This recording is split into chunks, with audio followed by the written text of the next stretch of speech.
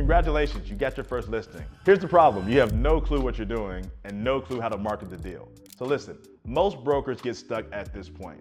They've done all the hard work, they have a listing, but now it's actually time to make the money. And they don't know what they're doing. And they're flying blindly trying to figure out who's actually buying deals like these. If you don't know who I am, my name is Matthew E. Drain, founder and CEO of Revolt CRE. In my 13 years of commercial real estate brokerage, I have personally closed $600 million worth of transactions, and over the years, partnered with, trained, hired, and helped develop 700 commercial real estate brokers that on an annual basis close $1 billion in sales. In this video, I'll show you exactly how to use 3 simple lists that are high probability to finding buyers who are actually in the market looking to buy deals, either on market or off. These 3 lists will get you there. The first is a 3-mile ring around the subject. Simply look for like-kind multifamily deals. So for example, if I'm looking to sell a 1964 vintage 30-unit apartment building, I'm gonna pull every single apartment building that was built between 1950 and say 1990 in a 3-mile radius from the subject. Once I identify that ring, I now have a list of every single asset that's somewhat similar and like kind to the subject. Reach out to those buyers first. They're already in the market, they already own assets just like the one that you're selling.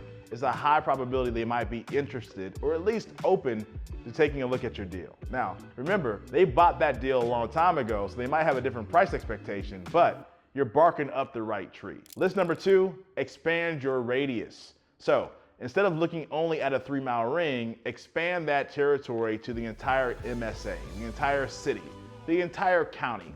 And again, you're looking for people who are looking for deals or currently own deals that are similar. They don't have to be identical, but close enough. If you're buying or if you're selling a 30-unit apartment deal, pull all the apartment deals between 10 and 100 units. That range gives you a pretty wide range of people who have at least bought, sold, or may have owned similar assets within the overall general MSA. And list number 3, we're gonna now exclude and not only be exclusive to apartment buildings, but we're gonna include all types of commercial real estate properties, office, retail, industrial.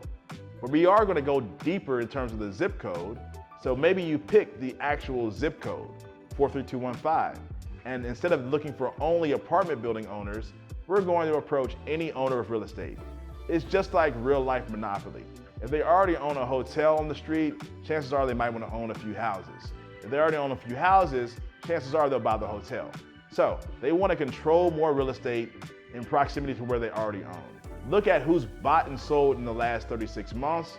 And the tip is go directly to the principal. You don't have to involve the broker. Now, of course, there might be some relationships where there's an existing relationship and the buyer prefers to work through their agent, that's okay. Be collaborative, get a deal done, but start out first by trying to go direct. But you need to let the broker know you are in control because you control the inventory. To recap, there's 3 lists. 1 is a 3-mile radius from the subject, only looking for like-kind assets. If you're selling an apartment building, all apartment buildings in a 3-mile ring of similar vintage, similar unit count, similar size. List number 2, we're still focused on that same like-kind asset. However, we're going to expand the radius beyond 3 miles. And we're going to go at least to the MSA or the citywide or the countywide level.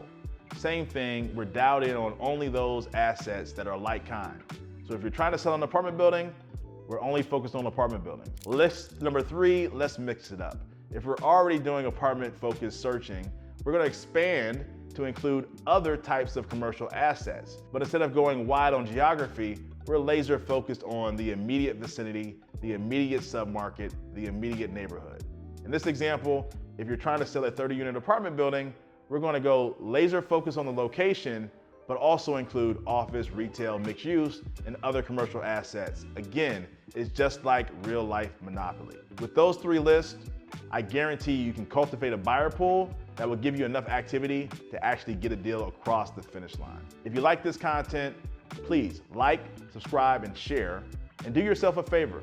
Click the link, get the total download of the PDF that breaks this down step by step. And do yourself a favor, join the LinkedIn group for more detailed information and resources just like this. I'll see you on the next one.